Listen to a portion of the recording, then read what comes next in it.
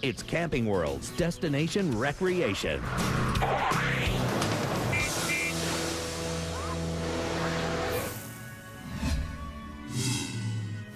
You know, there's nothing like a little bit of classical music to get me relaxed, but probably the thing that does it even better is hanging out in a Class A motorhome. Actually, this is the beginning of luxury. Now, you'll notice I've taken the privacy curtains and put them shut. What you can do after you get to your location is turn around the passenger and the driver's seats, and that gives you a wide open living room to talk to 7 or 8 of your guests. Now, this is a pretty nice feature. Under this beautiful leather couch, there's a pull-out bed, and this is good for the kids or, like in my case, for my mother-in-law. But what amazes me about a unit like this is just how much space you gain in the living room once you push the sliders out. You've got a great table area, an incredible kitchen with a microwave, nice stove, a big sink. It's like having a very home of your own, but on wheels to take it wherever you like. A big bedroom, nice bathroom, and believe it or not, this unit even has a washer or dryer. It's an entry level in the Class A, but for me, it's just about as nice as it gets. And welcome back. The NASCAR Camping World Truck Series in the Nashville 200. The 4th race of the 2010 season coming to an end here, where Kyle Busch is back in victory lane, a familiar sight in the Camping World Truck Series. That's the 11th different track that Kyle Busch has won in the Truck Series. And now we go to 3rd place Ron Hornaday. He's standing by with AA. After a tough start to 2010 for Ron Hornaday, back-to-back top 5 finishes. Talk about your night. Pretty exciting. I mean, we ran really good. The Longhorn Chevrolet was awesome, and guys done great jobs. It just we tried something, and Kevin tried it. It didn't work on both our trucks, so it's a left front shock. We're going to change that. We won't run that again. But you just got to thank Longhorn, Ream, Georgia Boots, everybody that's been involved in this whole cage ideal. It's been a lot of fun, and slow start, but last 2 we'll take those. It would appear the defending champ is back on track. Well, Adam, let's keep moving around in the top 5. Let's talk to Timothy Peters, a 4th place runner. You satisfied with that tonight? I think we had a little bit better Toyota Tundra than that. We led some laps. Jeff Hensley and the guys did a great job all race long. I give up a little bit entering pit road on that green flag stop. We gave up a little bit on the pit stop. But all in all, it was a good night with Crescent Tools on board. So, you know, we're doing what we have to do. We finished top 5, but we sure did want to get that guitar tonight. If you knock them top 5s out, Adam, enough times, you know you're going to be there a couple of times through the year. Todd Bodine knows all about that. He was 5th this evening here at Nashville, and I know you would have liked to experience victory lane. What was the difference for you? Yeah, we kind of wasted our practice and with the different setup, and ended up going to what we've always run here halfway through the 2nd practice. So we didn't get but half a practice on this setup. So we come out of here with a good run. That was a brand new truck. Guys did a great job building it. I mean, it's light and it's fast, and we're going to have to change our setups a little bit, and we'll adapt to it. But the guys at Germain Racing did a hell of a job, and had great pit stops, and, you know, we'll take a 5th place tonight.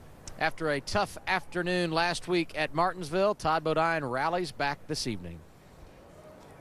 Take a look at our unofficial point standings after 4 races. Timothy Peters out in front. Eric Almirola in 2nd. Todd Bodine, Kevin Harvick again. Kevin Harvick in the top 4, but we know Kevin won't be running all of the races, so he will drop out of there. That will move Matt Crafton and Ron Hornaday up spots. Yeah, behind Ron Hornaday, a 6 spot jump.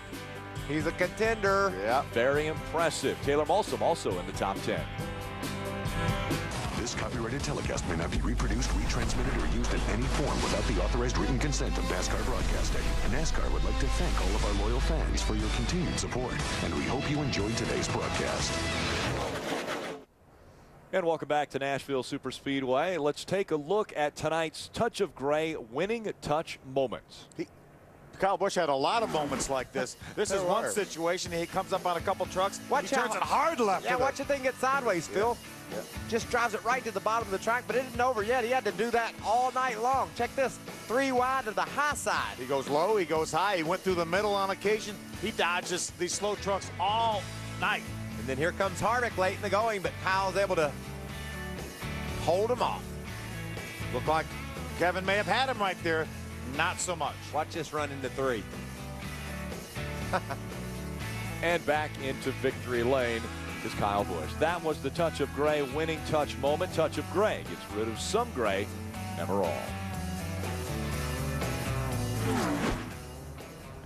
And it was definitely not a gray night as far as how good Kyle Busch was. But he had to fend off some great charges. You saw Harvick. Timothy Peters went up there and took the lead away from him. I'm glad the guitar's in one piece still. I bet he's humming, "Who thinks a dollar don't buy much anymore." Y'all remember that jingle? Every day is dollar day. I'm guessing he's singing it in his mind right now as he's enjoying that new trophy. Our next race, Kansas Speedway.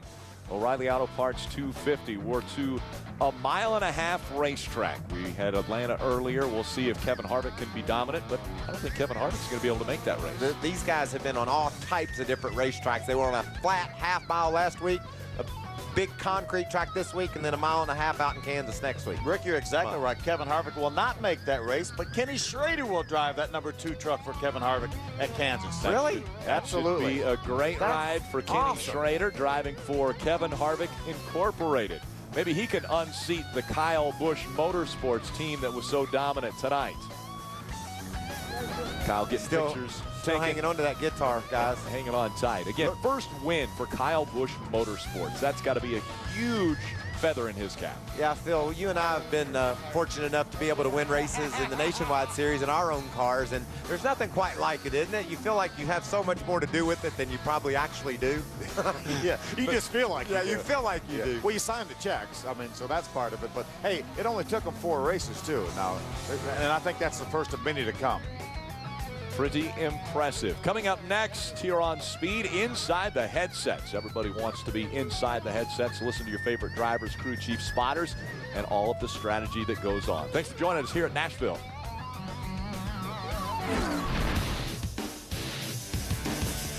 Hornaday looking to make some moves, trying to get back up into contention for another championship. He was 12th coming in, moved all the way up to the 6th spot in the points. But could Kevin Harvick win 5 in a row? And who was going to stop him? It ended up being the 18 of Kyle Busch. After some wild rides and only 2 cautions, it was the fastest race at Nashville SuperSpeedway. Kyle Busch grabbing his 64th win in NASCAR. 2010 hasn't been favorable to everyone. Sluggish starts for some drivers has left the top of the standings wide open for others. Who will walk away with P1 after Kansas? Tune into Speed at 12:30 for the setup, presented by Polaris with Chris Devoda, followed by the O'Reilly Auto Parts 250, live Sunday, May 2nd, only on Speed.